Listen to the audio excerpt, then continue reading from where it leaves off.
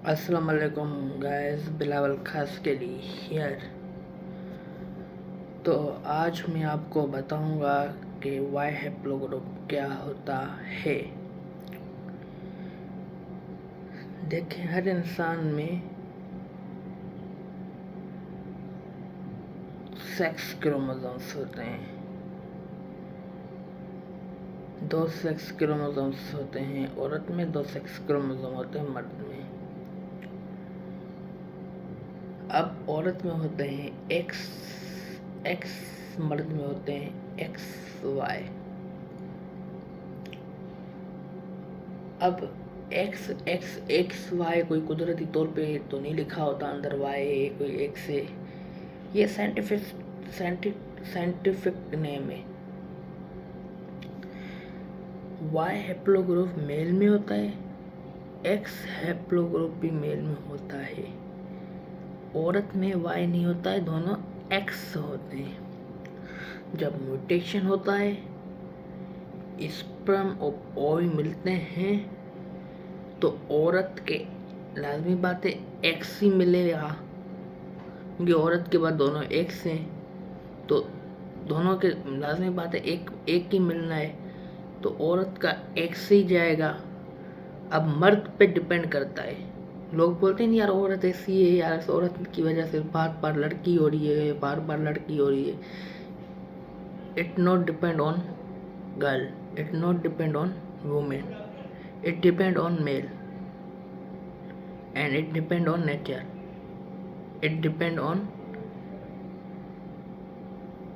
environment, it depend on time, it depend on diet। तो औरत की तो गलती नहीं है ना, उसके पास तो वाई है ही नहीं है, तो उसके पास तो है ही एक्स, तो वो कहाँ से वाई लाएगी? समझने वाली बात है। वो वाई कहाँ से लाएगी? आसमान से तो नहीं लाएगी ना वाई, तो उसका एक्स ही निकलेगा। वहाँ से निकले या वहाँ से निकले, दोनों एक्स में से उसका एक्स ही निकलेगा। अब डिपेंड करता है हमारे मेल साहब पे, उसके स्पर्म में से या तो उसका एक्स आएगा या तो उसका वाई आएगा। एक बात आपको कंफर्म करके बताऊं, अगर मर्द का एक्स आया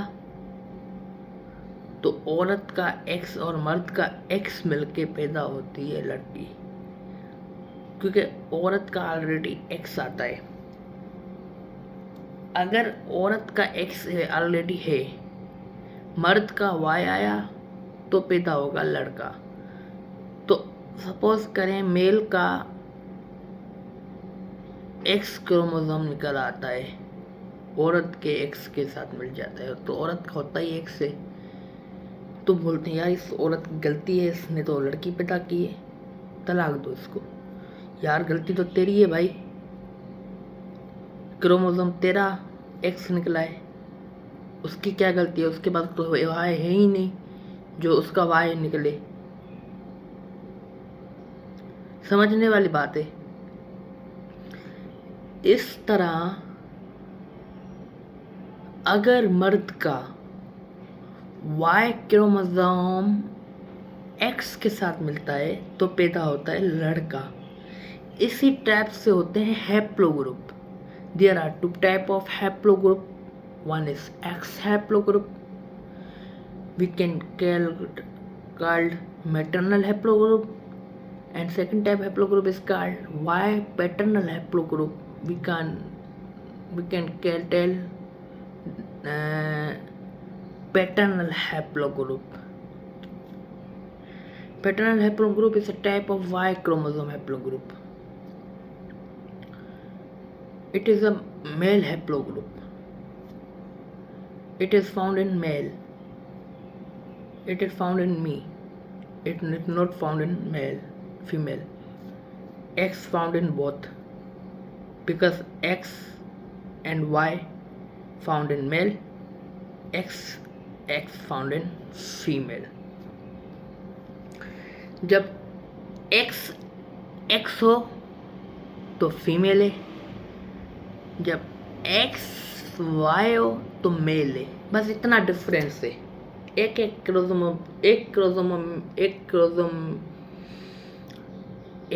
क्रोमोसोम में बात बदल जाती है।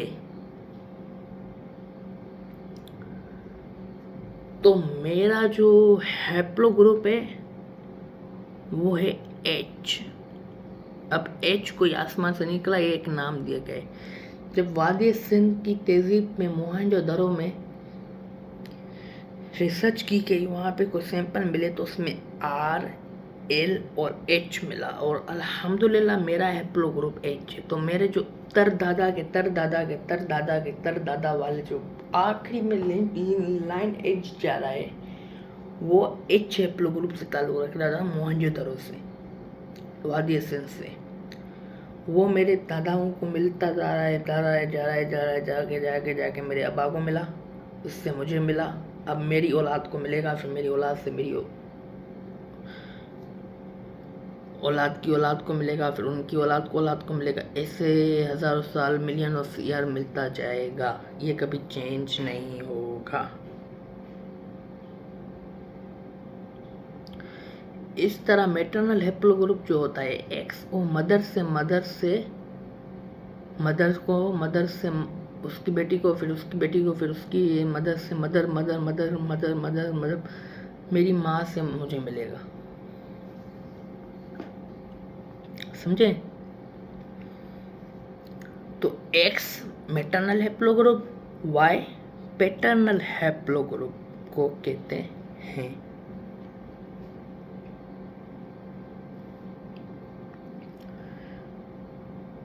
अब मैं हूँ एच हैप्लो ग्रुप से बिलोंग्स करता हूँ, तो एच को कहते हैं साउथ एशियन हंटर गैदर,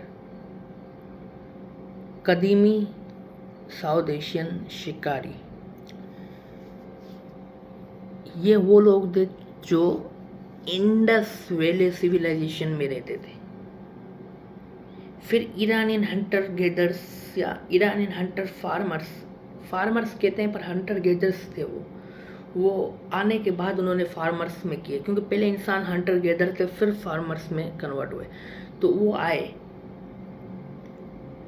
वो हंटर गैदर्स के साथ मिले, मिक्सिंग हुई, तो मेरे अंदर 56% फार्मर है।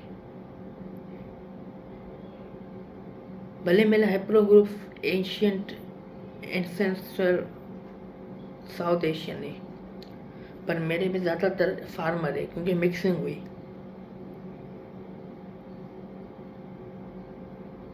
फिर बनी इंडस वैली सिविलाइजेशन, असली लोग मोहनजोदड़ो के। फिनोटाइप मेरा देखो, मेरा फेस ईरानियन से भी मिलता है, साउथ एशियन से कम, ईरानियन से ज़्यादा मिलता है। फिनोटाइप आप देख सकते हैं। देन यहाँ पे आए एंडो आर्यंस स्टीपी। लोग कहते हैं उन्होंने इंडस वैली को तबाह किया, हमला किया, ऐसी कोई बात नहीं है। वो यहाँ पे आए, मिलजुल कर रहे हैं, यहाँ पे मिक्सिंग हुई। तो मेरे में 17% इंडो एरियन है। तो आप देख सकते हैं हमारा ढांचा यूरोपियन से भी मिलता है, नाक वगैरह, ये वो चाप वगैरह, हम यूरोपियन से भी थोड़ा मिलता हूँ। तो ये मिला के मेरी जो फिनोटाइप है वो पूरी मिला के हो गई मॉडर्न नॉर्थ इंडियन या मॉडर्न पाकिस्तानी पॉपुलेशन, जो इंडो आर्यंस में एडमिक्सचर पॉपुलेशन है। भले मेरा हैप्लो ग्रुप साउथ एशियन है, पर मेरा एडमिक्सचर नॉर्थ इंडियन या मॉडर्न पाकिस्तानी पॉपुलेशन से मिलता है। तो एडमिक्सचर का मैं आपको बताता हूँ। हर इंसान में 2 सेक्स क्रोमोसोम होते हैं, XY। 22 नॉन सेक्स क्रोमोसोम औरत में होते हैं, 22 नॉन सेक्स क्रोमोसोम मेल में होते हैं। टोटल 44 क्रोमोसोम होते हैं। ये आपको बता दें, आपकी आंखें, नाक, कान, ये सब उनमें से बनता है। इससे मतलब पता चलता है आप सिंधी हो, उर्दू हो, पंजाबी हो, क्या हो। तो 22 क्रोमोसोम मुझे मेरी माँ से मिले, 22 क्रोमोसोम मेरे अबू से मिले। अब वो मेरे 22 क्रोमोसोम मेरे अबू को मेरे दादा से मिले, फिर दादी से मिले, मेरी अम्मी को मेरे नाना से मिले, मेरी नानी से मिले, ऐसे मिलते गए। ये 200 साल पुराने होते हैं। क्या पता उससे पहले मैं पश्तून हूँ, उससे पहले मैं अफ़गानी हूँ, या मैं काजिस्तानी हूँ, या उज़्बेकिस्तानी हूँ, आई डोंट नो। ये 300 साल पुराना है। पर इतना पता है 300 साल से मैं सिंधी हूँ, क्योंकि मेरी रगों में सिंधी खून है, एडमिनिस्टर सिंधी है। 300 साल से हम सिंधियों में मिक्स हैं। बट हैप्लो ग्रुप आपका बहुत पुराना होता है। वो आपकी जो मिक्सिंग होती है और आपके जो मैचेस जो होते हैं, मैचेस में जो आपके कज़न आते हैं, रिलेटिव्स आते हैं, उसमें जो कास्टेज होती हैं, जो मिक्सेज होती हैं, वो आपको बताते हैं कि आपके करीबी रिश्तेदार कौन है। मेरे करीबी रिश्तेदार ज़्यादातर अरब से, काजिस्तानी है, उज़्बेकिस्तानी है, मंगोल से। बट बाय द वे मैं सिंधी हूँ 300 साल से। मेरी क्लोजेस्ट पॉपुलेशन सिंधी है, सेकंड क्लोजेस्ट पॉपुलेशन राजस्थानी है, और मैं खास के लिए, और खास के लिए सिंधी ट्राइब है।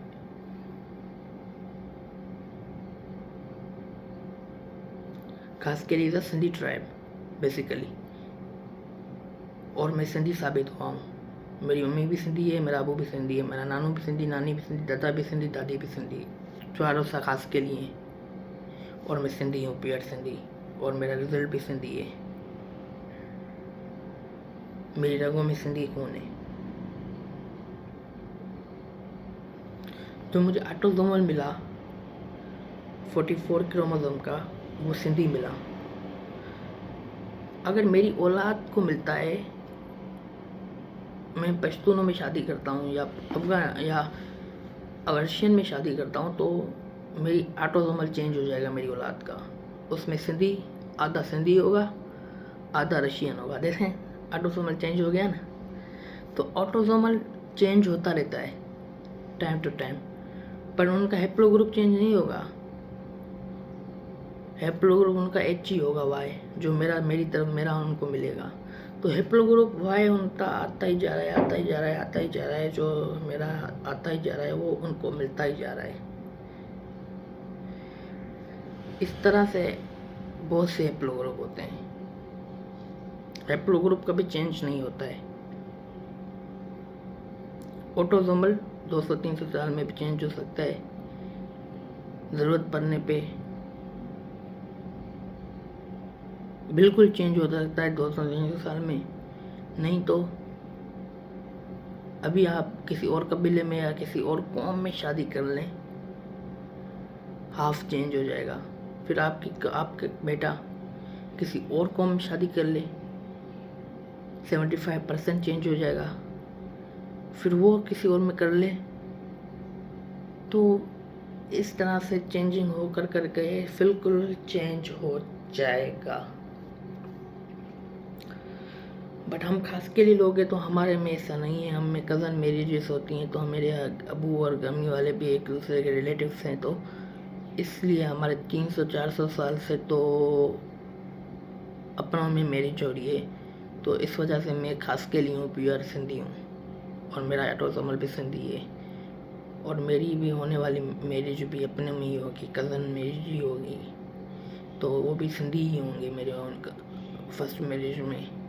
बिकॉज में भी मैं सेकंड मैरिज कहीं और से करूं, फर्स्ट मैरिज तो मेरी अपनों में ही होगी।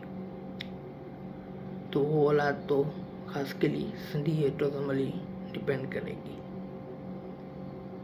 तो ये थी आज की वीडियो। बाकी आज आगे और मैं आपको समझाऊंगा डिटेल में। वीडियो लंबी हो गई है। अल्लाह हाफिज़।